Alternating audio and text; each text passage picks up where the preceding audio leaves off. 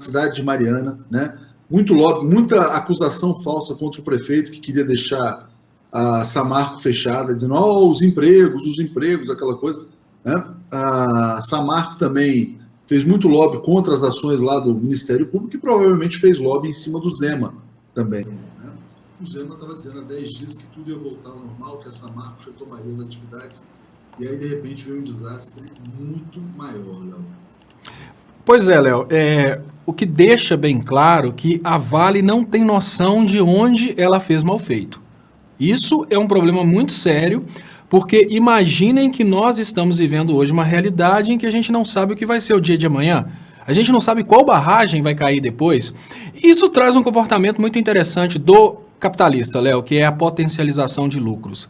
Existe uma tendência natural daquele que investe com dinheiro público. Existe uma crítica muito grande nessa coisa de investir com dinheiro público, né? A tendência natural do cara que investe com dinheiro público é contratar uma empresa que vai fazer o serviço. Ali a gente sabe que tem, infelizmente, a beirada para o contratante, tem toda essa crítica, precisamos admitir a existência dessa crítica. Mas uma coisa que nós precisamos admitir em conjunto é que esses políticos têm pretensões políticas dentro do Brasil, o que significa que uma pessoa que contrata, por exemplo, uma barragem com dinheiro público, ela pensa, se isso cair daqui 10 anos, o bicho pega para o meu lado, acabou minha carreira política. Já como empresário é bem diferente, Léo. O capitalista de hoje, ele está construindo as barragens pensando que daqui 10 anos ele vai estar muito longe daqui. Então ele constrói para um horizonte de durabilidade, que é o horizonte de durabilidade do tempo que ele imagina que vai durar o tempo dele como presidente da Vale, ou o tempo da Vale explorando dentro do Brasil. O que a Vale fez...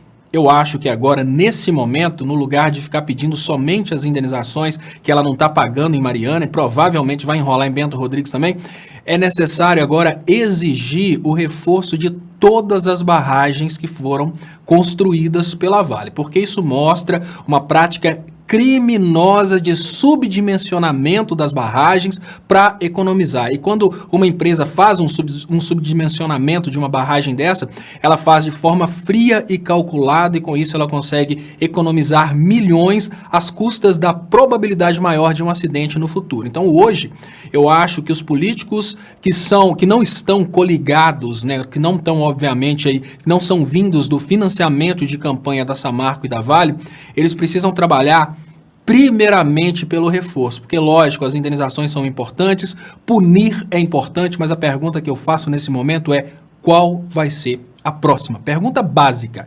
Qual vai ser a próxima a cair? Porque foram duas. Se caíram duas, a gente vê aí, qualquer pessoa da área de engenharia sabe, isso é subdimensionamento. Se tivessem feito de forma correta, igual as hidrelétricas que vão explorar por muitos anos, não cairia. Mas como eles fizeram barragem de rejeito para rapar fora depois e deixar aqui a bomba em cima dos brasileiros, aí eles subdimensionaram. E essa é a diferença de uma barragem de água para uma barragem de rejeito. Simples assim. Deixa eu agradecer ao João Ribeiro, que chegou como membro do canal, Léo. E aí vamos trazer aqui uma questão fundamental da Silvia Brusco, né? A pergunta que não quer calar, vale a pena privatizar? Valeu a pena privatizar a Vale, na sua opinião? Antes tinha chegado um comentário dizendo que isso aí era mais um desastre na conta da privataria tucana, Léo. Valeu a pena a privatização?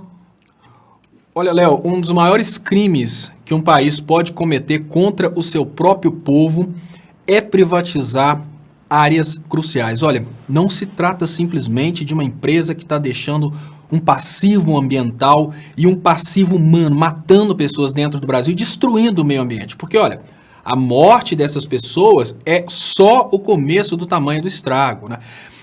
Não é só isso. Aqui em Minas Gerais, essas mineradoras, elas sequer deixam impostos para os mineiros. Isso é uma coisa que vem, obviamente, do Império Neves, que é a Lei Candir, que é uma lei que deu isenção de impostos para essas mineradoras. Eu não digo que uma mineradora teria o direito de matar os mineiros se ela pagasse impostos, mas o que eu quero dizer é que nem isso. O povo de Minas entrega o minério. O imbecil privatista acha que a Vale, por ter se tornado mais produtiva após as privatizações, ela seria uma Vale menor. Não é. Eu volto a fazer aquela comparação que eu adoro fazer com todos os privatistas. Olha, você tem uma casa em um grande lote, essa casa é sua, você faz com ela o que você quiser. Agora, se uma empreiteira te toma essa casa e usa seu lote para fazer um prédio, tudo bem, a gente precisa concordar que foi muito mais eficiente. O detalhe é que o prédio não é seu. O que aconteceu com a Vale, precisamos admitir, impulsionou demais a produtividade. O brasileiro acha que a produtividade de minério é uma coisa fantástica porque ele não está percebendo que essa produtividade está gerando lucro nas gringas e passivo ambiental dentro do Brasil.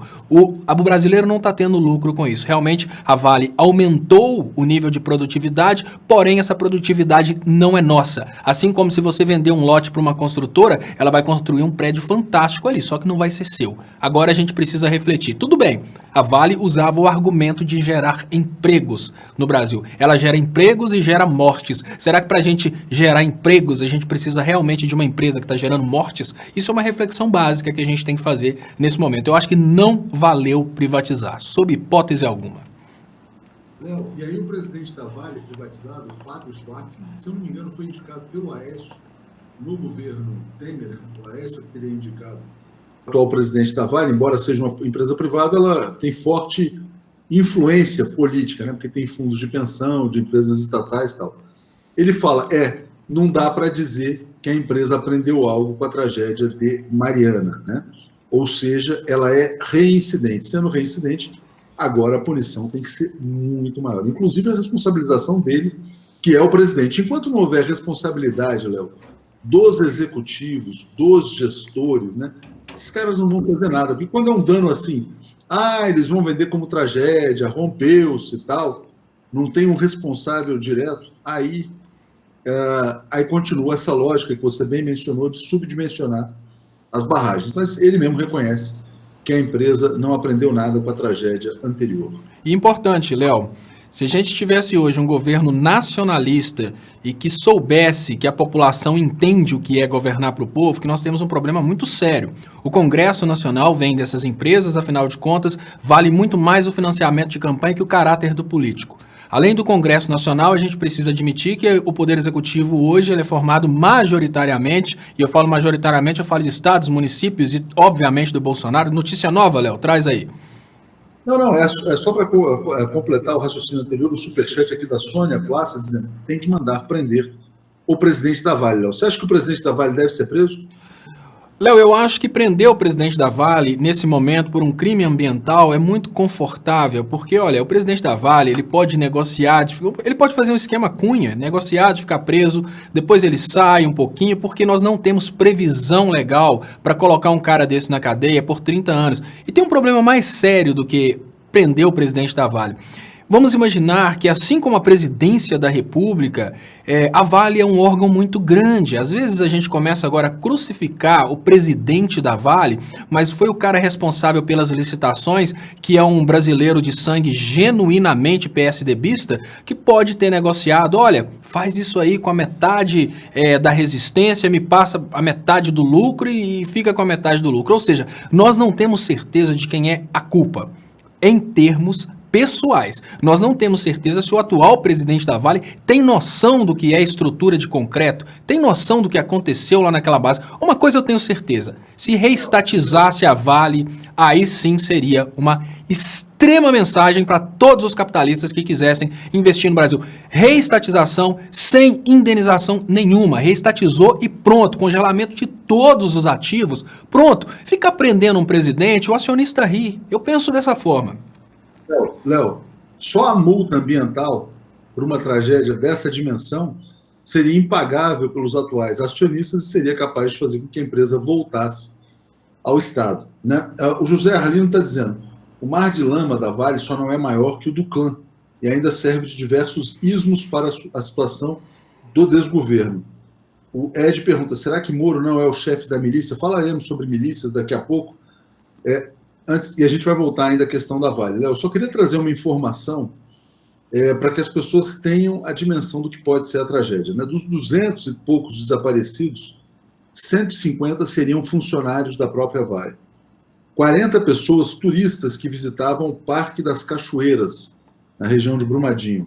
Outras 30 pessoas estariam numa pousada também na região. Então, 150 mais 40, 190, mais 30, 220. 150 funcionários da Vale, Léo, 40 turistas e 30 pessoas numa pousada. Reflexão básica. Isso é um bom gerador de empregos? Não é? Porque hoje nós já temos uma conversa no sentido de flexibilizar as leis trabalhistas e leis trabalhistas para quem trabalha, né? Lógico, para o eleitor do Bolsonaro, às vezes aí com seus 16, 15 anos de idade, né? Ele não sabe, eleitor e admirador, ele não sabe que leis trabalhistas não consistem simplesmente em 13º e férias, né? Porque é isso que o Bolsonaro pregou. Aí o cara fala, não, tem que desburocratizar para gerar emprego. Dentre as leis trabalhistas está a exigência de proteção do trabalhador. Pergunta básica, para a família desse pessoal, será que o que vale mais é o salário da Vale ao longo dos últimos anos ou a vida da pessoa que sumiu debaixo do barro? Pergunta simples. Esse tipo de gerador de emprego não é bem-vindo. Nós não temos que entregar o nosso minério, a nossa dignidade, a nossa soberania para esses acionistas fazerem isso que eles estão fazendo no Brasil. Esses empregos a gente não precisa. Isso não é bem-vindo no Brasil. Eu volto a dizer, enquanto era o caso de Mariana, um caso isolado, a gente poderia até pensar que tinha sido um desastre. É o segundo caso. Isso é obviamente subdimensionamento. Para quê? Aumentar lucros. Agora, em nome do lucro, quantas pessoas ainda vão morrer no Brasil? Por isso que eu falo agora, a política tem que ir no sentido de exigir total reestruturação de tudo que foi feito pela Vale e pela Samarco dentro do Brasil, além, obviamente, de um cálculo e um bloqueio de todo o patrimônio dessas empresas. Eles fizeram errado, não interessa quem lá dentro fez errado, uma coisa está provada. Olha, privatizar é entregar para uma pessoa que não quer nem saber. Pergunta básica, se o diretor da Vale rapar fora do Brasil, né? Porque primeiro, os acionistas da Vale, nenhum deles vai responder pessoalmente pelo que aconteceu. Ou seja, quem realmente está ganhando grana com a Vale não vai responder. Aí fica um diretor testa de ferro que não deve nem saber o que significa concreto armado. Lá no meio dessa cadeia produtiva deve ter um cara que entrou no meio e já está controlando tudo há muito tempo, já deve estar negociando, que é o que acontece no serviço público, infelizmente, quando um governador ou um presidente ou mesmo um prefeito fala, olha, faz o seguinte, reduz a qualidade aí do asfalto e me passa um pouco por fora. Só que isso não é, sob hipótese alguma, admissível numa situação em que vidas estão em jogo, Léo. Simples assim. Não dá para continuar com essa privataria.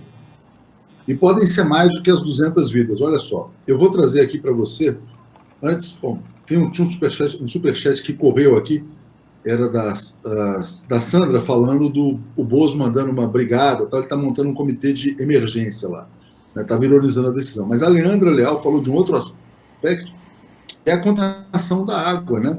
Porque o resíduo da mineração é altamente tóxico. Então isso pode ser uma tragédia muito maior. Imagina a água de Minas Gerais, aí da região de Belo Horizonte, inclusive onde você está contaminada. O da Sônia, desculpa, não era a Sandra, desculpa, Sônia, agora vai resolver tudo. O Coiso mandou uma brigada, ele está montando uma brigada de emergência, disse, espero que não tenha acontecido o pior. Aparentemente já aconteceu o pior, né? 200 pessoas desaparecidas debaixo da lama dificilmente terão sobrevivido, Léo. Mas tem a questão da água que eu queria te pedir para comentar também sobre isso. É lógico que a gente não pode reduzir o desastre ao efeito imediato do desastre. Eu não sei se isso repete o caso de Bento Rodrigues, em que o rejeito foi julgado dentro do rio. Se a gente não tiver essa questão de praticamente todo o rejeito percorrer um rio até chegar no mar, a gente tem um impacto ambiental local numa das regiões mais admiradas, especialmente por sua diversidade aí biológica no que diz respeito à flora, que é o Museu de Inhotim. Então, destruímos o Museu de Inhotim, que foi assim, que é inclusive conhecido pelo mundo inteiro. Além desse... O Inhotim foi evacuado, só para trazer essa informação também. Exatamente, nós estamos destruindo a região, que é uma das regiões mais admiradas do Brasil. Obviamente o mundo inteiro conhece a floresta amazônica, mas não é todo mundo que tem coragem de entrar lá e enfrentar os animais da floresta amazônica. Então muitas pessoas que vêm para o Brasil, elas vão conhecer um pouco da nossa diversidade através do Museu do Inhotim, que é famosíssimo aqui em Minas Gerais. Então a gente já tem aí uma contaminação ambiental. E aí a gente começa tendo impactos de nível local, Léo. Esses impactos de nível local, as pessoas não têm noção do que significa. Quando você destrói uma parte daquela vegetação, a tendência natural é que você crie uma ilha que acaba destruindo o que sobrou de vegetação. Isso porque você cria aquela ilha, o resto está ali destruído pelo bairro, porém o que sobrou de vegetação não é suficiente para manter a vida animal que existia ali antes. Então, aqueles animais vão consumir rapidamente o pouco que sobrou. Então, a gente pode esperar que, nesse primeiro momento, a gente tenha uma contaminação de parte da vegetação, mais a contaminação das águas, que pode acontecer diretamente se for para os rios, mas pode acontecer também através da lixiviação, choveu, foi para os rios, ou então através da infiltração para o lençol freático. Nessa brincadeira, a gente leva metais perigosíssimos, como, por exemplo, o mercúrio, e o mercúrio é um metal, assim, um dos metais mais perigosos nos dias de hoje, principalmente porque o mercúrio volta para a gente através da alimentação.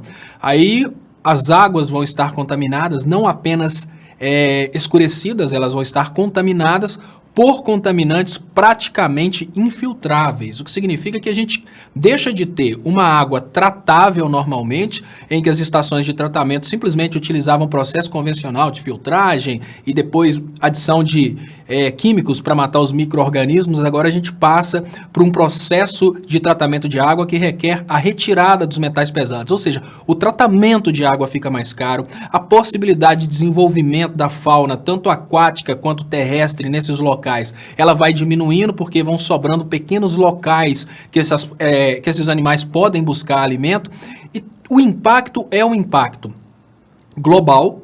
Isso aqui é importante, o impacto não é só no Brasil. Esse impacto, ele é sentido, obviamente, de uma forma local, ele é mais impactante, mas ele é sentido no planeta inteiro, principalmente por causa do aquecimento global. E em termos locais, a gente tem, claro, um local mais quente, um local mais desagradável, um local com menos animais, um local que pode demorar aí 30 anos para regenerar. É uma coisa absurda o nível da destruição imposta por esse tipo de desastre. Mesmo assim, depois do primeiro, a gente não reforçou as barragens. Vou ler um comentário da Paula Menicone, dizendo: chorando aqui num misto de dor e revolta. Essa tragédia será muito maior do que a de Mariana. Zema se elegeu apoiado pelas mineradoras, né, com o compromisso de flexibilizar a lei ambiental. O presidente da Vale, Léo, o Schwartzman, ele deu uma entrevista para uma rádio, né, e essa entrevista que saiu no Globo, a gente também está publicando. Sabe onde ele estava no momento da entrevista? Ele estava na Suíça, provavelmente estava esquiando, né, que agora é inverno na Suíça, então provavelmente ele estava em alguma estação de esqui e aí deu uma entrevista, né. Realmente é algo revoltante. E o Zema, que teve muito dinheiro na campanha dele, né, provavelmente, Léo, dinheiro das mineradoras, propôs, durante a campanha, flexibilizar as leis ambientais em Minas Gerais. Ele é da escola do Bolsonaro, dizendo que a indústria da multa atrapalha o empresário, Léo. E nesse ponto de vista que a indústria da multa atrapalharia os empresários, a pergunta básica que a gente tem que fazer para o Zema é: a indústria da morte ajuda quem? Né? Talvez as funerárias, né? Porque aos poucos nós vamos perdendo pessoas extremamente produtivas, principalmente que morreram aí 150 funcionários da Vale, 150 brasileiros, primeiramente, 150 seres humanos, mas para quem é liberal e não considera seres humanos como pessoas dignas de respeito, 150 recursos humanos, 150 trabalhadores. Para você que é hipócrita e acha que a vida humana não tem valor nenhum, a única coisa que interessa é o dinheiro, acabamos de perder aproximadamente 150 pessoas extremamente produtivas, né, porque trabalhavam na Vale, numa situação em que o Brasil está em total desemprego, ou seja, os melhores estavam lá. Rage of Street fala aqui, já contam 300 desaparecidos. Eu não sei se é oficial e, por incrível que pareça, nos comentários eu vi uma pessoa escrever que se fechar as mineradoras vai tirar dinheiro de onde? Não, vamos continuar trocando os nossos brasileiros por dinheiro. Vamos continuar vendendo a nossa dignidade, vendendo a nossa soberania, vendendo os nossos trabalhadores, destruindo famílias por causa de algumas migalhas, porque não temos condições de gerir o nosso patrimônio do subsolo. Mineradora existe no mundo inteiro, existe tecnologia para explorar a atividade mineral, que não pode se fazer dessa maneira. A Meg Souza traz aqui uma informação revoltante, né? Ela falou que viu as imagens dos animais presos na lama, porque não são só os seres humanos mortos também, tem o desastre ambiental para a fauna, né? Para a flora, para todo o meio ambiente. Então, realmente é uma coisa vergonhosa, o Brasil passando vexame no mundo. Não bastasse o vexame do Bolsonaro em Davos, não bastasse as revelações de hoje, né, as ligações da família Bolsonaro com as milícias, né, agora um desastre ambiental. E eu não vi ainda, Léo, nenhuma declaração do ministro do Meio Ambiente, o Ricardo Salles, do Indireita Brasil, que, segundo a Marina Silva, né, que meio que apoiou o Bolsonaro indiretamente ao não se engajar na campanha do Haddad, né, dizendo que esse cara foi lá para destruir o meio ambiente. Então, a gente tem um ministro do Meio Ambiente cuja função é destruir a proteção ambiental, né? Atacou o IBAMA desde o primeiro dia, né? Vamos ver como é que ele vai se manifestar em relação a isso. O Brasil já estava muito mal na foto, né? Porque o Bolsonaro estava querendo tirar o Brasil do Acordo de Paris, do Acordo do Clima, né? Ou seja, é um governo que, desculpa a expressão, né? Mas está pouco se lixando aí para o meio ambiente. E agora, com esse desastre ambiental, a situação piora muito mais. Sim, Léo, a situação piora para o governo, mas a gente precisa admitir que a gente ainda tem dentro do Brasil um forte apelo liberal que tem valorizado mais dinheiro do que vida. Isso é vergonhoso, mas a gente precisa admitir que existe. Eu falo isso pela sensação que eu tenho quando eu vejo comentários de pessoas falando, olha, mas vai tirar de onde esse dinheiro? Né, vamos tirar de onde o dinheiro se as mineradoras forem embora. Não, o que a gente não está igual você falou, não se trata de mandar as mineradoras embora, trata-se de usar esse evento para tentar colocar na cabeça das pessoas que acreditaram no kit gay e com isso acreditaram no Bolsonaro, que não é tão fácil assim. Não é simplesmente flexibilizar os desastres ambientais. Quando a gente busca agora provavelmente esse caso já vai estar na lista dos maiores desastres ambientais da história da humanidade e incrivelmente 3 grandes desastres dessa lista dos maiores são no Brasil, que é o caso do petroleiro, da estação de retirada de petróleo, o caso de Mariana, e agora provavelmente esse aí vai estar entre os maiores desastres ambientais da história da humanidade. Quando a gente procura esses desastres ambientais, a gente tem casos de países em desenvolvimento e a gente percebe que o que acontece nesses países em desenvolvimento, Léo, é exatamente isso. Porque o governo flexibiliza as leis ambientais, aqueles países acabam recebendo investidores picaretas que querem só o lucro e através dessa prática de querer somente o lucro, esses picaretas conseguem ir aos poucos trabalhando sem respeitar aquela comunidade. Como o caso famosíssimo e importantíssimo de Bhopal, onde uma empresa simplesmente se instalou naquele lugar sem fazer as devidas manutenções, teve a explosão de um produto químico, a cidade começou a ser intoxicada. Até aí tivemos um acidente. O pior, como aquela empresa trabalhava num país que ela não tinha que ter a responsabilidade com o meio ambiente, a empresa se omitiu no sentido de falar qual que era o produto químico que tinha sido desprendido na atmosfera. Então, muitas pessoas morreram na Índia porque os médicos não sabiam o que as pessoas estavam respirando. Só para você ver até onde o capitalista vai quando ele quer ter lucro.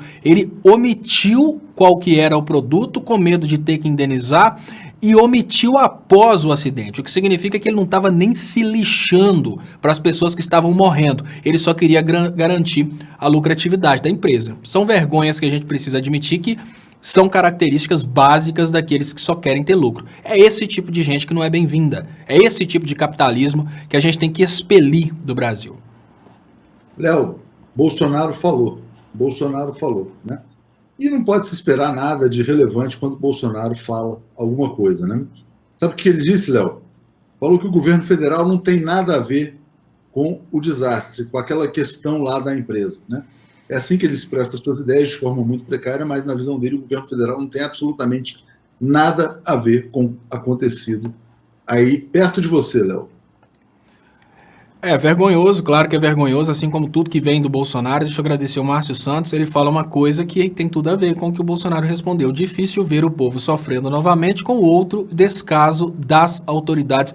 É claro que ele tem a ver. Olha, o que está debaixo do solo pode, no final das contas, ser competência. O que está debaixo do solo é competência financeira dos estados, o que significa que quando a gente pensa, olha, o minério, ele está debaixo do solo, quem que vai aproveitar aquele minério? A competência financeira dos estados, mas a competência legislativa é da União. O Bolsonaro já deveria ter se manifestado contra aquilo que ele está defendendo, que é a flexibilização das leis ambientais. É a grande oportunidade do Bolsonaro pular fora disso, porque, olha, Bolsonaro mantém as idiotices dele, o Bolsonaro está sendo massa de manobra sem perceber. Parece que a mesma pessoa que está fazendo a estratégia de mourãolização é a pessoa que está fazendo a estratégia de derrubada do Bolsonaro. Ele fala essas bobeiras dele, aí vem o Mourão depois e fala uma coisa completamente diferente para já ir aos poucos fazendo a sua campanha de sucessão. Eu tenho certeza que essa manifestação imbecil do Bolsonaro vai ser seguida de uma manifestação do Mourão no sentido de falar, olha, isso é uma lição, nós não podemos continuar pensando que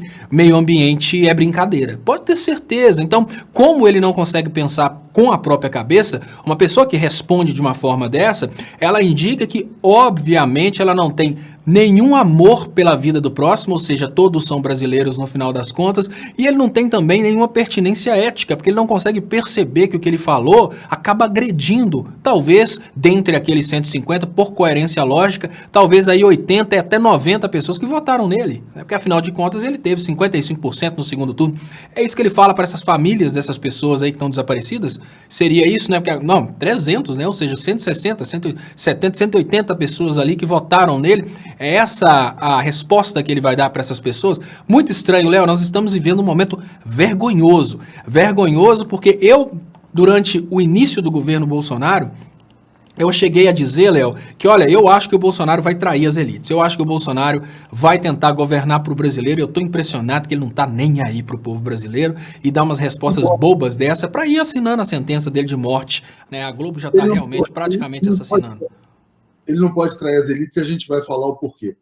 A Paty Costa dizendo o seguinte: se este governo realmente fosse nacionalista e os militares tivessem a postura que dizem ter, estaria se discutindo agora a retomada da Vale pelo governo. É uma grande oportunidade, inclusive, exatamente, para se discutir a retomada da Vale pelo governo, empresa estratégica, né? Empresa privatizada na Bacia das Almas pelo Fernando Henrique Cardoso. Eu me lembro, o preço era 3,2 bilhões de reais, não era quase nada. Né? A empresa que comprou foi a CSN, né? Depois a empresa acabou sendo transferida para outros acionistas, mas a CSN que comprou, Léo, só para lembrar, era onde trabalhava o Paulo Henrique Cardoso, filho do Fernando Henrique Cardoso. Então tem essa lembrança.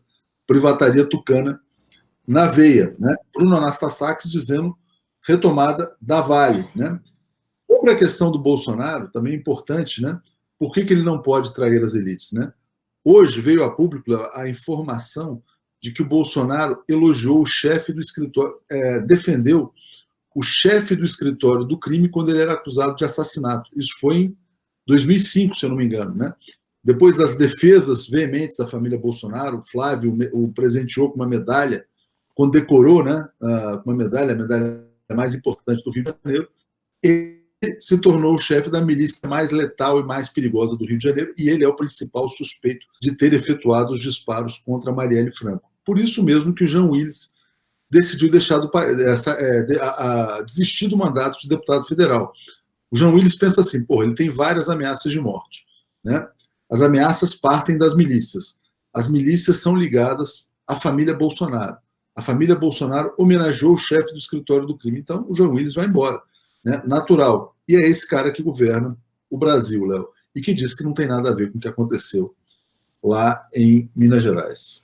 Pois é, eu tive, Léo, naquele momento, agora que eu vi que meu som estava baixo, eu tive naquele momento uma pequena esperança de que o Bolsonaro fosse entender que ele não era o queridinho das elites de qualquer maneira, que ele ia cair de qualquer maneira. E eu pensei, olha, como o Bolsonaro é esperto, ele sabe que ele vai cair de qualquer maneira, agora pode ser que ele traia as elites e bata de frente com o poder, porque agora, queira o Bolsonaro ou não, vai ser muito difícil para ele reconquistar as elites, porque ele tentou agradar os dois senhores. Eu falei, olha, nunca vai dar certo tentar agradar os dois senhores. Era o momento que o Bolsonaro tinha que ter decidido, olha, ou eu fico com o público, ou eu fico com as elites. Ele tentou fazer meio termo, as elites não querem meio termo, porque as elites são bem egoístas, né? Quem propôs essa reconciliação de classes que durou até 2013 foi exatamente o Lula. Conseguiu manter até 2013, agora as elites não, elas querem tudo.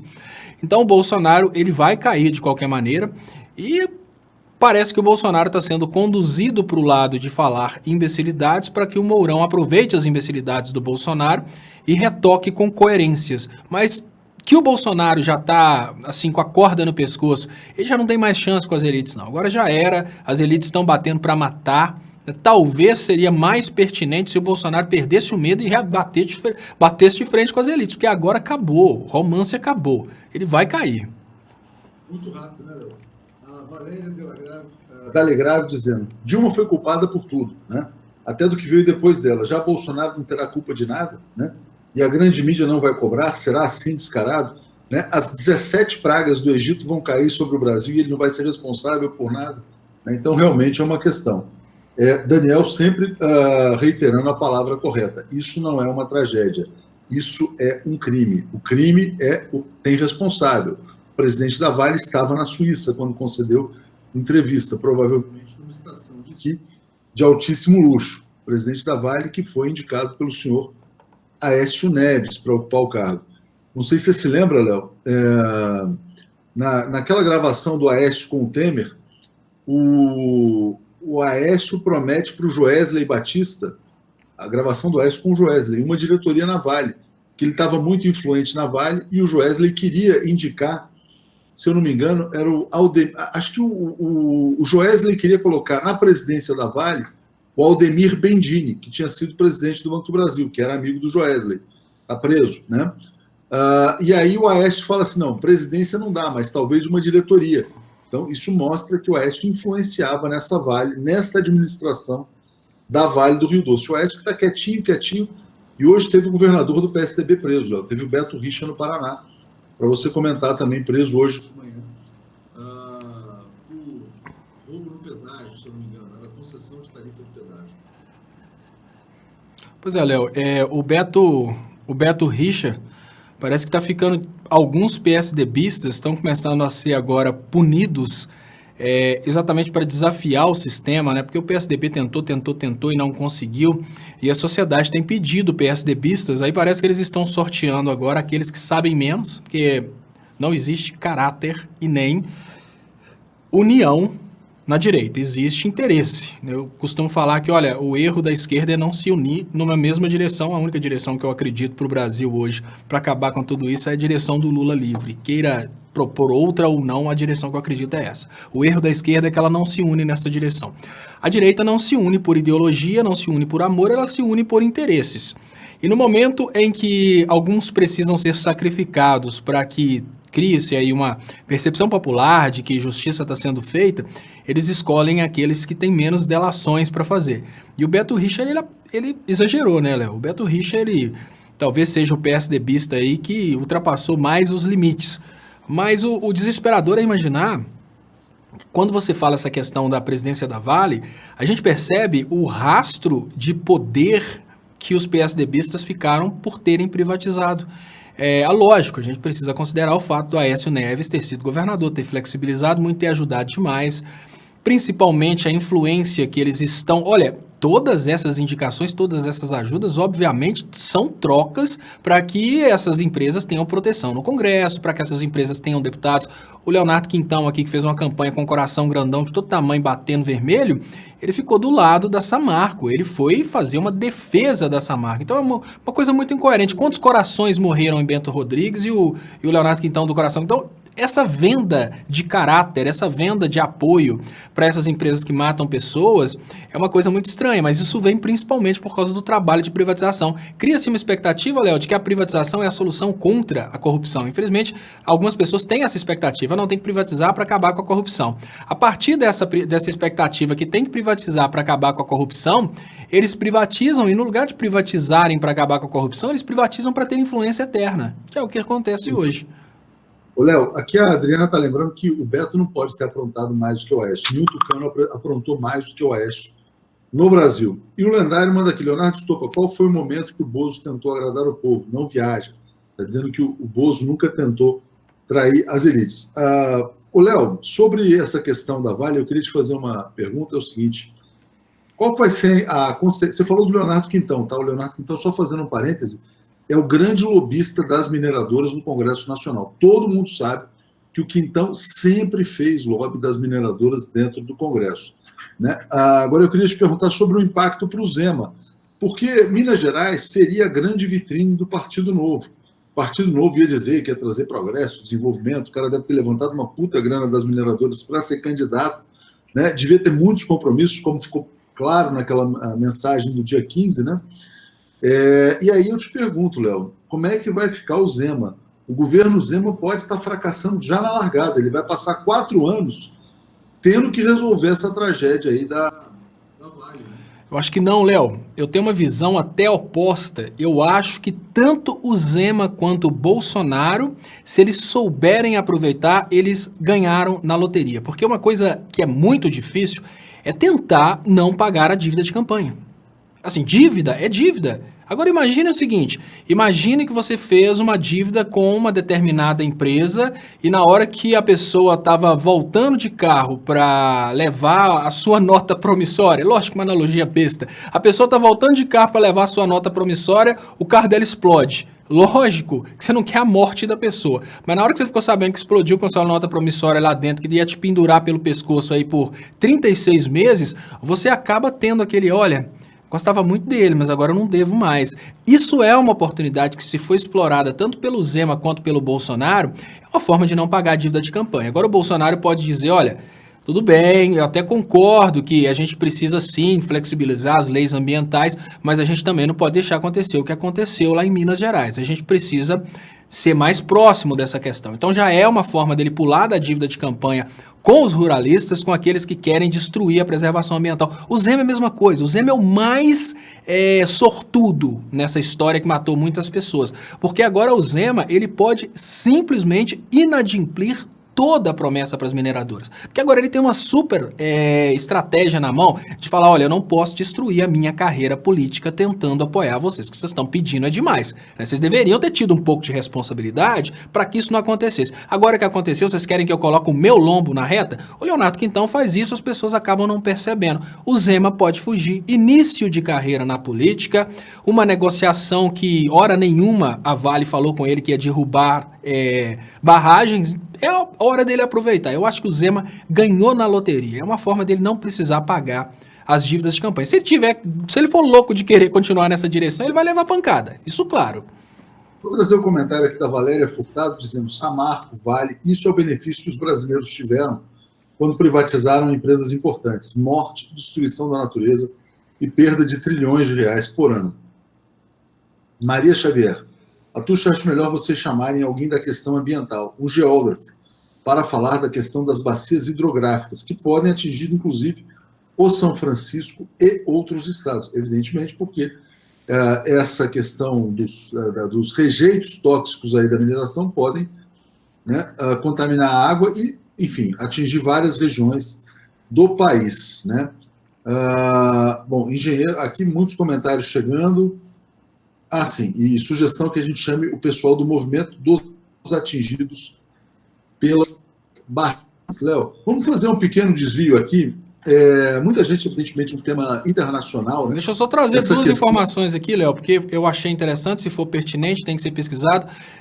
Um amigo fala aqui que passou na rádio agora que já são 600 pessoas desaparecidas. Então, se isso se confirma, ou seja, a cada momento nós estamos dobrando o tamanho do estrago. E tem algumas pessoas que chamam a atenção na possibilidade de ter sido um atentado programado para tirar a atenção aí dos crimes do Bolsonaro. Eu não acredito nessa hipótese não, porque esse atentado contra a expressão máxima da privatização e do capitalismo brasileiro mais atrapalha a ideologia daqueles que querem tirar o Bolsonaro, né? Que querem desviar a atenção dos crimes do Bolsonaro, do que ajuda. Não adianta nada você desviar a atenção dos crimes do Bolsonaro, mas ao mesmo tempo causar um evento que mostra que todas as propostas do Bolsonaro são perigosas.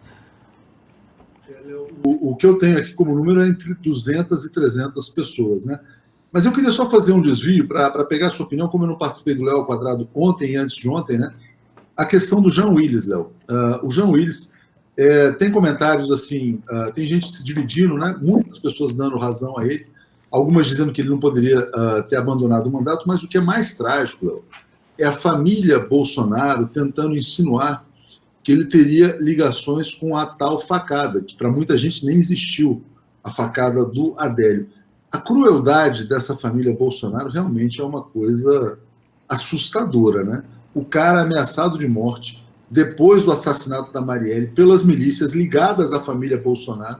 Aí vem a família Bolsonaro insinuar que o João Willis teria ligação com Adélio, facada. É uma palhaçada, né? É uma coisa assim que realmente isso mostra, Léo, que ninguém está seguro no Brasil governado pelas milícias. E a percepção que eu tenho, Léo, é o vídeo que eu fiz hoje, é que nós estamos realmente trabalhando para ter o Brasil que a gente vai ter daqui uns 15 anos, que é um Brasil totalmente destruído pela imbecilidade. Porque imaginar que algumas pessoas criem coisas nesse sentido é absolutamente natural, são inimigos políticos, a gente pode acreditar nisso. Agora, pensar que temos replicadores dessas idiotices, o que temos hoje que concordar é que o Bolsonaro tem a indústria da fabricação dos porquês.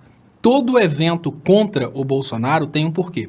A Globo não gosta do Bolsonaro porque o Bolsonaro não quer pagar publicidade. O Felipe Neto não quis dar apoio para o Bolsonaro porque o Felipe Neto, assim como a Kéfera, gostariam que o dólar subisse e o Bolsonaro trabalha no sentido do dólar abaixar. Os fabricadores de porquês, eles têm tido uma influência muito grande, principalmente porque nós temos a parte imbecil dessa história. O fabricador recebe para isso inteligentes, pessoas que usam inteligência para o mal, mas são inteligentes, mas nós temos os imbecis replicadores de porquês, que mesmo que saibam que isso não faz sentido algum, eles acabam replicando. Olha, Léo, qual que é a pertinência? Vamos pensar em um deputado federal de 2 mandatos, uma pessoa que, lógico, teria condições de contratar um sniper, teria condições de contratar aí uma pessoa, juiz de fora, Léo, não tem aquela estrutura de proteção para esse evento, não. O Bolsonaro, ele estava passando numa rua cheia de prédios, com hotéis, ali podia ter uma pessoa lá dentro com uma arma de alta precisão para matar o Bolsonaro, não. O cara ia ser vulnerável o suficiente para mandar uma pessoa matar com uma facada, uma pessoa que obviamente seria presa, não existia ali a mínima possibilidade que a pessoa pudesse se safar daquele evento e que após presa, claro que denunciaria quem é o mandante. Afinal de contas, a delação premiada hoje no Brasil já não é mais exceção, é regra. Qual que é a pertinência de uma pessoa acreditar que o Jean Willis seria tão idiota de contratar uma pessoa para matar o Bolsonaro a facada? E outra coisa, Bolsonaro, antes dele receber o apoio da extrema elite, ninguém acreditava na possibilidade do Bolsonaro vencer em segundo turno. Todo mundo falava, olha, Bolsonaro no segundo turno é extremamente vulnerável. Então, se tinha alguém que poderia ter intenção de matar o Bolsonaro, esse alguém que estava em terceiro.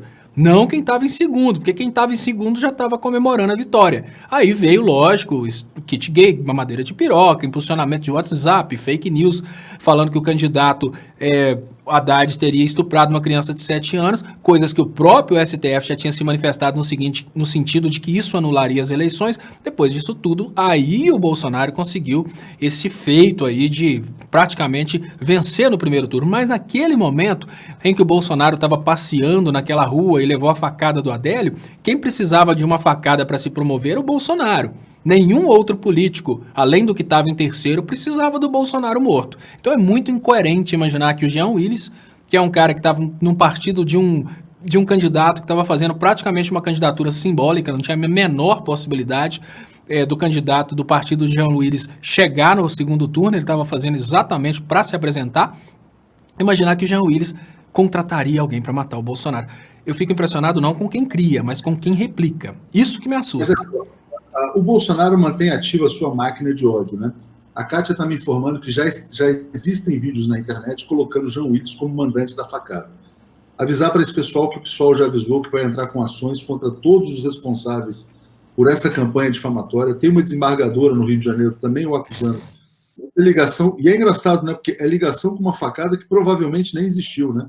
Então ele seria o mandante de um crime de falsa bandeira, um crime de false flag, uma simulação de facada. É realmente uma coisa inacreditável. O Jean Willis, onde estiver, se ele for para os Estados Unidos, para Portugal, para a França, para qualquer lugar, ele vai ter muita voz. Ele vai ter muita voz nas suas redes sociais, ele vai ser muito ouvido e não vai ter difamação aqui no Brasil.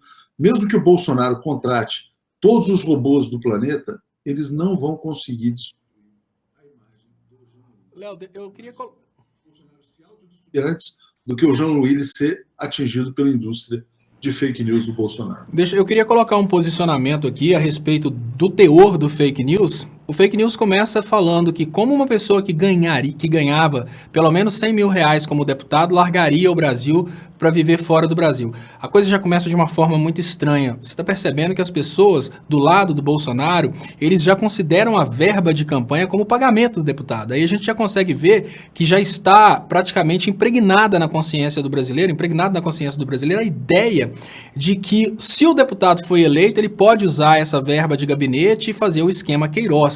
Então eles já atribuem ao Jean Willis a ideia de um Jean Willis que receberia aí um salário de 100 mil reais. Olha, para uma pessoa receber mais que o próprio salário como deputado, ela tem que votar sempre de forma coerente com a grande elite. Pergunta básica, quando que o Jean Willis votou a favor dos interesses da elite? Não há nenhuma vantagem econômica do Jean Willis continuar se esforçando para morrer dentro do Brasil, para defender a ideologia de um povo que elegeu o Bolsonaro. Não há pertinência econômica, só pertinência ideológica e moral. Porque, olha, eu trabalhei na Europa e o meu salário na Europa era praticamente um salário de deputado no Brasil. Se o Jean Willis estiver lá, economicamente falando, ele vai ganhar praticamente a mesma coisa que ele ganharia como deputado no Brasil. Então não pensem vocês que o Jean Willis está deixando um super salário no Brasil para ir morar na Europa porque ele está correndo do Adélio, não. O Jean Willis simplesmente quer viver. Coisa básica que para nós brasileiros está se tornando cada vez mais incerta. Simplesmente querer viver. Léo, muito bem lembrado. Falar de um outro assunto do dia de hoje, que é tanto assunto, Léo, como diz o Mauro Lopes, assim, é uma avalanche de acontecimentos, né, no Brasil. Então eu queria que você comentasse um pouco mais sobre essa questão do chefe do escritório do crime. Porque, isso a gente já falou, né, que o Bolsonaro o homenageou, o defendeu, e o Flávio entregou uma homenagem quando ele estava na prisão. Mas tem um tema que é fundamental você comentar, que é sobre o Zucoloto, aquele personagem lá do Tacla Duran, né? Sai uma reportagem na revista Veja desse fim de semana, revista Veja, hein, que tanto exaltou a figura do Moro, dizendo que o Zucoloto agora se assume na condição de lobista. Ele é um lobista profissional, né? Ele se tornou membro da Associação Brasileira de Relações Governamentais, ou seja, ele é oficialmente um lobista. O Zucoloto era aquele personagem que o Tacla Duran dizia que era usado para negociar lá as delações. Olha, não, eu alivio, não alivio. Né? Tinha toda uma questão relacionada a essa negociação que ele fazia. E aí, Léo, um lobista, então? Um lobista para lidar com essas questões aí no governo Bolsonaro? Só entrou na boquinha, Léo. Deixa eu aumentar aqui. Ele só agora faz parte da boquinha, porque ele sempre foi lobista. Segundo o Tacla Duran, o trabalho do Zucoloto seria pegar uma parcela do dinheiro da corrupção e distribuir entre Poder Judiciário e Ministério Público.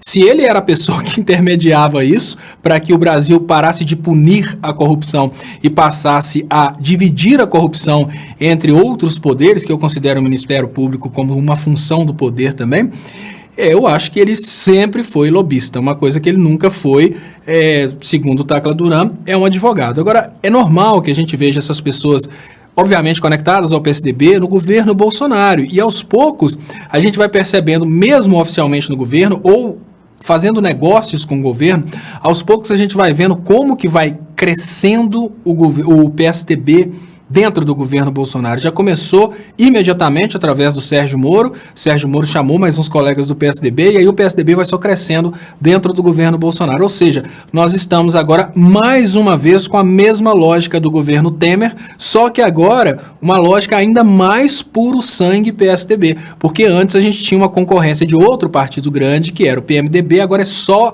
praticamente o PSDB no governo, algumas pessoas das Forças Armadas para manter a promessa de campanha e também para entregar um pouco aí de cargos para essas pessoas das Forças Armadas que garantiram a manutenção do Lula na cadeia para o Bolsonaro ser eleito. E agora circundando o governo, que agora, inclusive, Léo, institucionalizou a Caixa Preta. Muito importante lembrar disso. A tão falada Caixa Preta do BNDES, que antes nunca existiu, porque a lei de transparência exigia que todos os atos do poder administrativo fossem públicos, agora ela caiu, porque agora nós temos a verdadeira Caixa Preta de tudo. Não é só do BNDES, não. me manda, né? Porque o Bolsonaro fez essa palhaçada de dizer, não, vou abrir a caixa preta do PNDES, ele mandou o link do site do PNDES, né? Abriu a caixa preta, tem um site pnds.gov.br e fez o governo caixa preta. Ele acaba com a lei de acesso à informação. Léo, você tem que ser assinante, deixa eu fazer um jabá aqui, você tem que ser um assinante do canal Leonardo Stop, eu fiz esse vídeo 20 minutos depois. Mas pode colocar no 247, que lá o 247 é o que bomba. Não, você bomba. Você fez 150 mil inscritos, eu estou ciente disso. E a gente está aqui correndo, pelejando para chegar aos 300 mil, Léo. Então, peço também agora a todos, né, que façam as inscrições no canal, porque é muito importante que a gente possa ampliar o alcance tanto da TV 247 como do canal Leonardo Stop. Principalmente chamando amigos para se inscreverem. Isso é muito importante. Quem já é inscrito, convide os amigos aí para se inscreverem. Aqui, o Salles tá tirando um sarro aqui. Gente, é uma piada, tá? Não vou nem traduzir. Ele fala, I confess, I was the one who asked Adélio to stab Bolsonaro. This note is true. Né? Tem a ver com aquela coisa, esse bilhete. Né? Então, Léo, é isso aí. Realmente a gente está vivendo dias terríveis. Né? O Brasil nunca desceu tão fundo, tão baixo, tão fundo do poço, né? Parlamentar deixando o país porque não tem segurança. O mais assustador disso, Léo, sabe o que foi? Não se ouviu uma palavra das autoridades brasileiras oferecendo proteção a ele, não, dizendo o seguinte, Jean Willis, sinta-se seguro no Brasil, o governo brasileiro vai envidar todos os esforços para que você exerça o seu mandato, né, com toda a segurança. Não teve ninguém no governo, não teve Bolsonaro, Moro, Mourão, Onyx, ninguém falou, Bolsonaro, não, o seu lugar é no Congresso, você foi eleito e nós vamos garantir a sua segurança. Isso é que é o mais assustador de tudo. As pessoas praticamente disseram, vai fundo, se manda. A ideia hoje, Léo, é institucionalizar o medo. É um outro ponto que eu gostaria de colocar, um ponto conceitual muito importante. Nós temos hoje pessoas que discutem a possibilidade da Venezuela ser ditatorial num país onde o executivo já governa por decretos e o executivo cria condições para que a oposição tenha medo e fuja. Nós vivemos hoje talvez uma ditadura maior que a ditadura na época do governo militar. A diferença básica é que nós não temos hoje a tal da repressão, mas a realidade é a mesma. Nós temos vários assuntos que deveriam ser levados ao Congresso sendo resolvidos puramente pelo executivo. A característica de ditadura é exatamente isso, é um governando sozinho sem consultar o povo. Para consultar o povo, ainda que a gente tenha que concordar que pouca representação do povo existe no Congresso Nacional, mas para pelo menos existir pertinência com o conceito de democracia, o governo Bolsonaro deveria governar utilizando a representatividade popular, perguntando o Congresso, perguntando os eleitos. Nós não temos mais a necessidade do Congresso opinar em temas importantes como lei de transparência, né, lei de acesso à informação, temas importantes como posse de armas, tudo está saindo aí por decreto, no momento em que um congressista fala que vai desistir do mandato. É uma coisa que, olha, eu vou te falar uma coisa fantástica que uma escola fez comigo, e vou abrir um parênteses. Uma escola que eu estudo, extremamente de direita, falou assim, Léo, você aqui é muito importante, porque você é a nossa oportunidade de escutar o outro lado. Seria muito difícil para o Bolsonaro falar isso por causa de tudo que ele fez ao longo dos anos, mas era o momento dele responder para o Jean, não, Jean, fique aqui, porque às vezes é a oposição que salva o governo de fazer bobeira, como já aconteceram aí pelo menos 10 vezes desde que iniciou o governo de transição, foi exatamente a oposição que ajudou o Bolsonaro a não fazer uma idiotice maior. Nós estamos vivendo um momento em que a imbecilidade ela está realmente generalizada. Era o momento do Bolsonaro mostrar um pouco de coerência, um pouco de inteligência e falar, olha, você é inimigo na política, a sua palavra é importante. Às vezes é aquela pessoa que não gosta da gente que chama atenção para onde a gente erra. Seu burro, você é feio. O Sadoc está dizendo que o Mourão falou sim, falou que um parlamentar não poder exercer seu mandato é um atentado à democracia. Demagogia, mas falou. Mas o que se espera não é que fale só que é um atentado à democracia, todo mundo sabe. O que se espera de um governo é você terá aqui no Brasil toda a segurança, você é fundamental, a oposição é necessária, não parta. Ele também falou, além dessa frase, ele falou, ele sabe lá onde aperta o calo dele, né? Então, enfim, não foi exatamente a melhor das declarações. Pesadíssimo. E aí que eu falo, antes de você... Oi? Não, é o que você falou, é a institucionalização do medo, né? Como disse o Paulo Pimenta, não há mais pessoas seguras no Brasil. Por quê? Porque um parlamentar desiste do mandato e o presidente da República tira sarro, né? O presidente e os filhos, né? Então, realmente, é uma destruição do país. São as 17 pragas do Egito caindo sobre o Brasil. Léo, deixa eu trazer aqui um superchat que acaba de chegar aqui, do Paulo Kipuda. Gostaria de sugerir hangouts ou até entrevistas com o pessoal do canal El Destape, com o jornalista Roberto Navarro no YouTube da Argentina, que faz um trabalho semelhante à TV 247. Muito obrigado. Vou tentar me conectar com ele agora, Roberto Navarro, El Destape.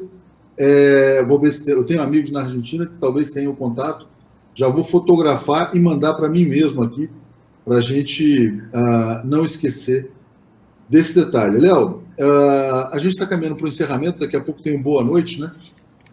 Queria agradecer muito a você que está em Minas Gerais. Se tiver novidades, se você quiser entrar ao vivo novamente, fim de semana, você me avisa, a gente pode fazer coisas aqui no plantão, e passo a você para fazer o encerramento aí desse Léo ao Quadrado dessa sexta-feira.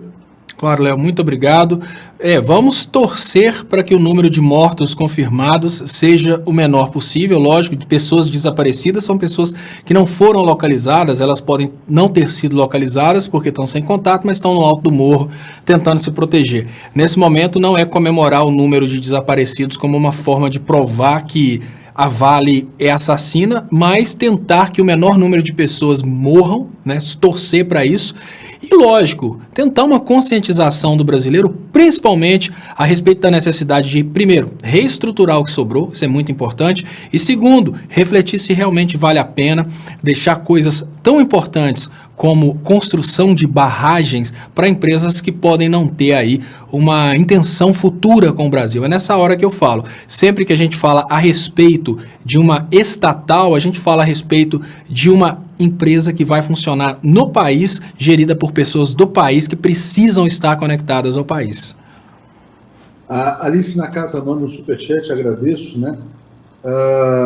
Aqui teve um comentário, assim, o Sandro fala que foram 10 as pragas do Egito, eu falei 17 também, fazendo uma alusão ao número do coiso, né? Enfim, essa era a intenção, né? A praga foi eleita, diz aqui a Maria Elisa Oliveira, mas providencial estão pagando pelas injustiças ao Lula. Pode ser, Léo, pode ser que tenha todo um efeito, o ódio, né? O ódio do povo brasileiro pode estar se voltando contra o próprio país, né? Porque é uma coisa interessante, um país que foi envenenado pelo ódio, né? De maneira tão assim estúpida, né? O presidente que tirou 40 milhões de pessoas da miséria, né? Que saiu com 87% de aprovação, ele se torna alvo de uma campanha de ódio. O ódio elege aquele que é o seu espelho, que é o Bolsonaro, porque ele era uma figura totalmente marginalizada no Brasil, só passou a ter proeminência quando o Brasil falou assim, olha, vamos brincar de odiar. Então, já que a gente ia brincar de odiar, quem é o cara que odeia mais? O cara que odeia mais é o Bolsonaro. Então já que a gente está brincando de ódio, vamos botar o ódio no poder. O ódio está no poder, né? E o ódio não pode gerar coisas boas, né? Naturalmente, né? Talvez exista um significado nessa questão, né? A gente não sabe como são regidas aí as leis naturais, as leis da natureza, mas Lula livre já, urgente, diz aqui Nisma Angelim, né? Enfim, Léo, acho que essa é a nossa mensagem para essa sexta-feira tão triste, né? Exatamente, Léo. É claro, eu volto, eu fico mais um pouquinho aqui no canal do Estopa, quem ainda não é inscrito no canal do Estopa, essa transmissão está acontecendo em simultâneo. Quando acaba na TV 247, eu bato mais um papo com o pessoal no canal do Estopa para já preparar para o Boa Noite 247, depois eu ainda volto às 10 da noite aqui no canal do Estopa. Então eu estou falando isso mais para o pessoal não desligar correndo, não, que não é a minha despedida, pelo menos. Eu acho que agora, Léo, é tentar usar esses eventos para chamar a atenção da população brasileira que o amor é melhor que o ódio, né? E o ódio não tem dado certo. É um produto que não tem funcionado. Olha, nós fizemos uma substituição que não tem funcionado. Simples assim. Nós, como sociedade, estamos cada vez mais merecendo a desgraça que nós estamos passando. Porque aos poucos nós estamos cada vez mais insistindo nessa campanha de ódio. Quem continua insistindo nessa campanha de ódio só vai prorrogando isso. É hora do Brasil reunificar, é hora do Brasil começar a pensar com a própria cabeça e pensar, olha, gente, não tem dado certo. Por mais que poderia ser bonito no discurso, na realidade não tem dado certo. Simples assim. Então, muito obrigado a todo mundo aí na TV 247. E, Léo, vamos ver se a gente faz alguma coisa no final de semana assim, principalmente tendo os números aqui da situação aqui de Brumadinho. Aí você me avisa, eu vou estar aqui de plantão. Beleza. Abração, Léo, obrigado. Valeu. Tudo de bom. Abração, até mais. Pessoal, eu queria agradecer todo mundo que está assistindo aqui pelo canal do Estopa. Agora eu já estou aqui de volta e exclusivamente com vocês, já saiu do ar na TV 247. Queria pedir vocês que compartilhem, por favor, para aumentar o alcance. Queria pedir também que, se vocês puderem, marcar para receber notificações e, é claro, se vocês puderem convidar amigos. Quem não foi inscrito ainda nesse canal, às vezes você já é inscrito no meu outro canal e está achando que é a mesma coisa, não, eu estou fazendo um trabalho diferente nesse canal e no canal Leonardo Estopa. Eu estou percebendo aqui, as pessoas sérias que estão aqui no chat devem ter percebido que nós temos hoje uma enxurrada de bolsominions. Hoje não é um dia que eu me sinto muito à vontade para brincar, né? Mas eu vou tentar responder de uma forma séria. Eu tenho usado muita brincadeira, mas hoje não é um dia muito feliz, principalmente para as pessoas de Minas, né? Hoje existe uma revolta muito grande quando as pessoas realmente têm essa personalidade de continuar fazendo sátira, mesmo que vidas humanas estejam em jogo. Como a informação trazida aqui pelo David Carvalho, que fala: Lula tá preso, babaca. É exatamente porque o Lula tá preso que a gente está passando por isso. O Skywalker Bolsonaro, miliciano de Jacarepaguá. Ele mora na Barra, a 5 quilômetros do Rio das Pedras. Skywalkers, políticos, eles acabam tendo influência até internacional. Por exemplo, existem políticos que controlam o tráfico internacional de drogas. Então, por exemplo, daqui de Minas Gerais, o cara controla coisas que acontecem lá na fronteira do país. Roberto Braga, vamos acompanhar essa tragédia. E olha, gente, o que eu falei como engenheiro, lógico, eu não sou engenheiro de estruturas, mas em todas as engenharias você estuda uma coisa básica, que você sempre trabalha com uma margem de segurança. Então você faz um cálculo para uma situação normal e acima daquela situação você tem uma margem de erro. Eu não sou engenheiro civil, sou engenheiro de produção ambiental e engenheiro eletricista e engenheiro de segurança do trabalho. Gostaria de fazer engenharia civil, mas o tempo está pouco. O ponto de vista que eu tenho é que a administração da Vale, infelizmente, economizou na hora de fazer as estruturas. Por que eu tiro essa conclusão? Olha, na engenharia não existe a menor possibilidade de uma coisa feita de forma correta dar errado. Isso porque, olha, na hora de montar uma estrutura, a empresa que monta a estrutura, ela faz sondagem do terreno para saber da resistência do terreno. Você tem, obviamente, você vai fazer uma estrutura de concreto armado, você sabe a resistência do ferro, a resistência do concreto, depois do muro, depois de pronto, como você sabe também a pressão que vai ser exercida pelo material que você vai colocar ali. Uma coisa básica que a gente precisa perceber é o seguinte: existem coisas que elas são construídas para gerar lucros para o resto da vida. Por exemplo, uma barragem de água para a produção de energia elétrica. A intenção de uma barragem de água é gerar lucros, e porque é gerar lucros, praticamente você nunca viu falar de queda de barragem de água, porque quem está construindo para explorar aquela atividade lucrativa por muito tempo. Quando é uma barragem de rejeitos, como é o caso dessa barragem aí de Brumadinho, a barragem de Mariana, o que eu consigo concluir nesse momento é que as pessoas, as empresas estão realmente economizando na estrutura, porque eles estavam avaliando a possibilidade de pularem fora do Brasil e não terem mais a necessidade de estarem no Brasil.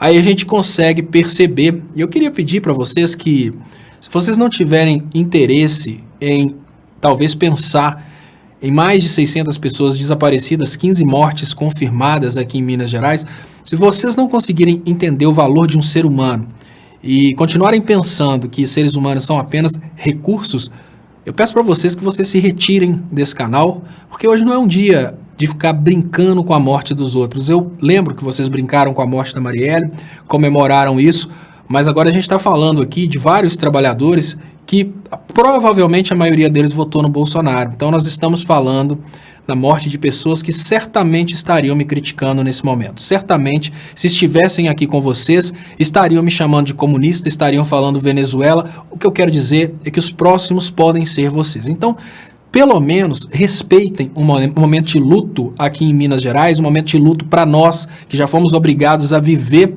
a situação de Mariana, e agora temos essa situação aqui para lidar. Então, se vocês entenderem isso, né, eu gostaria de me despedir aqui do Rodrigo, né, que não é bem-vindo nesse canal. Lógico, o contraditório é bem-vindo nesse canal, mas o desrespeito não, porque hoje eu estou falando em especial de um desastre criminoso que acontece aqui em Minas Gerais, e esse tipo de comentário não é bem-vindo.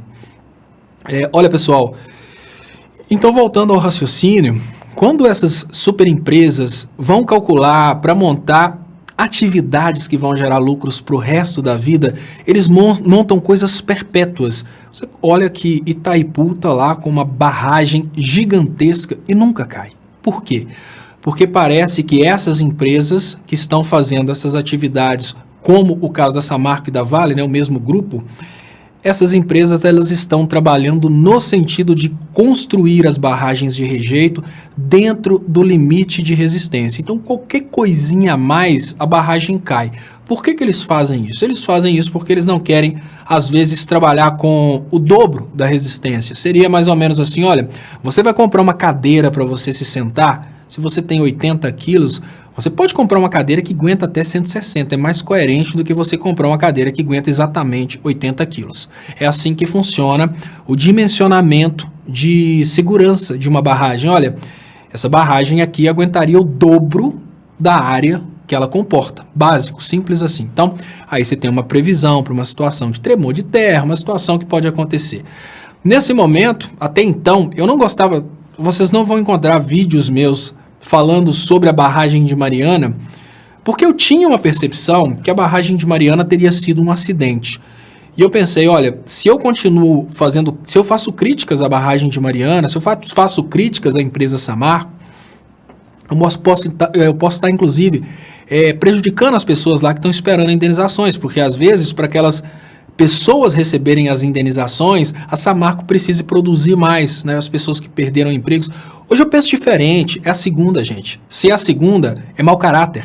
É mau caratismo dessas empresas que estão trabalhando em cima do limite de dimensionamento. E qual que é o mais importante quando a gente pensa nessa questão de empresas que estão trabalhando em cima do limite do dimensionamento? E as próximas?